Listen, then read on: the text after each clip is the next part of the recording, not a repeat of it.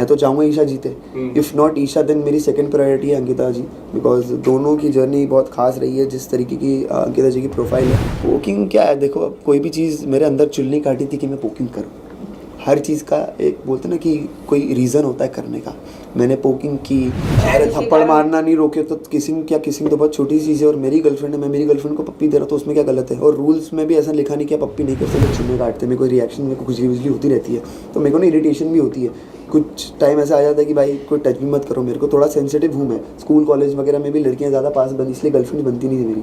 देखिए पहले 2 दिन तो मैं सबसे पहले जब शो में गया था, मैं सबसे पहले मोटिव मेरा यही था कि जो ईशा और मेरे बीच में या अभिषेक का जो भी था, वो उस चीज़ को मेरे को सॉर्ट करना था। मैंने कभी भी ईशा को ये नहीं बोला कि तू गलत है या फिर तूने मेरे को धोखा दिया है, चीट किया या कुछ ऐसा किया है। उसको सेम था कि भाई तुमने एक दिन में क्यों माफ़ कर दिया। एंड उसको मेरा स्टेटमेंट भी यह था कि तू बाहर गलत दिख रही है। मैंने ऐसा नहीं बोला तू गलत है। उस चीज़ को 2 दिन में मैंने सॉर्ट किया। यस, मेरा फोकस गेम बिल्कुल भी नहीं। ईशा के बारे में बहुत ही म्यूचुअल बातें हो रही थी। एंड ऑफ कोर्स मैं किसी से पहली बार मिलूँगा एंड कोई कॉमन चीज़ हमारे बीच में निकलेगी तो हम उस पर चर्चा करेंगे, बात बिल्कुल करेंगे।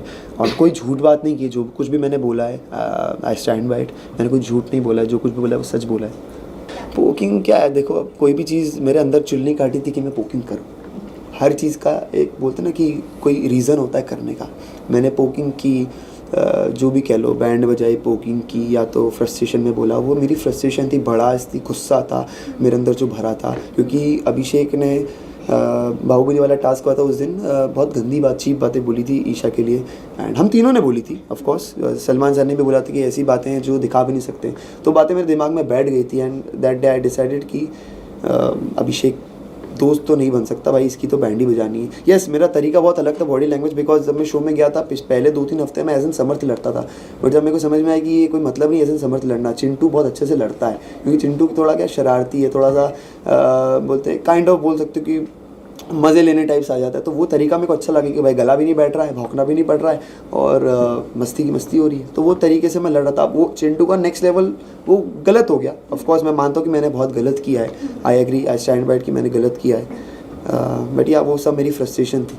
बिल्कुल, अब वो जनता को लगा होगा कि वो हीरो है तो तभी उसको हीरो बनाया है। कोई किसी को हीरो बनाता नहीं है, उसमें क्वालिटीज़ होंगी तभी वो हीरो बना है। जो इंसिडेंट के बाद से ही बना है वो हीरो, मतलब सोशल मीडिया में।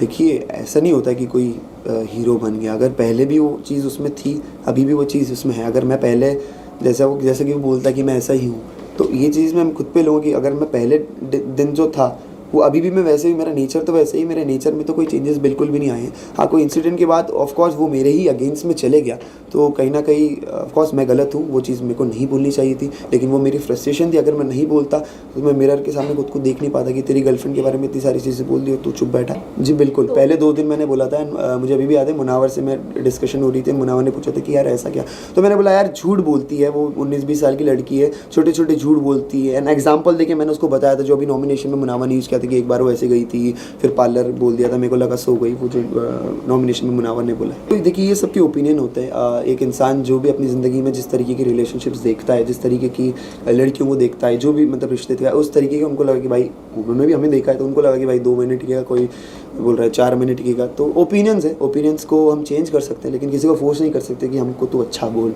हाँ बिल्कुल, ऑफकोर्स मैं भी बहुत नर्वस था उनके बिहेवियर से कि यार क्यों नहीं बात कर रहे हैं। नाराज़गी दिख रही थी, बिकॉज शो में ही उनको पता चला कि ईशा और मैं डेट कर रहा हूँ, मैं ईशा का बॉयफ्रेंड हूँ। हालांकि उनकी मदर को पता था कि हम डेट कर रहे हैं, तो वो नाराज़गी थी। एंड माँ बाप अपने बच्चे के लिए केयर करेंगे कि यार क्या होता है, मैं थप्पड़ खा के 5 मिनट बाद हंसने लग गया, अभी भी यहाँ पे बैठा हूँ, नॉर्मल हूँ। लेकिन जो रिलेटिव्स होते हैं, फैमिलीज़ होती है, वो तो इस फील्ड में नहीं है ना, तो उनको कोई रिलेटिव बोलेगा कि अरे तुम्हारी बेटी ये कर रही, तुम्हारी बेटी वो कर रही, तो उससे बहुत ज़्यादा अफेक्ट होते हैं। तो वो अफेक्शन उनका दिखा मुझे चेहरे पे, क्योंकि मैंने बताया ना वो फ्रस्ट्रेशन, वो हेट, वो नफ़रत मेरे दिमाग में चढ़ गई थी। क्योंकि ईशा के बारे में इतनी गंदी बातें बोल रहा था, वो कुछ बातें दिखाई भी नहीं गई होंगी। आई एम श्योर, मैं जाके देखूँगा एपिसोड, जब मैंने देखे नहीं है।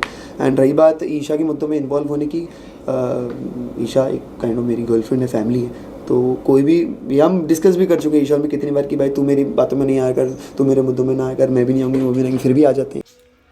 तो ये समर्थ थे जो बिग बॉस से इविक्ट होने के बाद उनकी ये मीडिया को टिप्पणी थी कि हाँ उनका गेम कैसे था, ईशा कहाँ गलत थी, मैं कहाँ गलत था, और मैं क्या क्या चीज़ें हुई हैं पूरे के पूरे जर्नी के दौरान।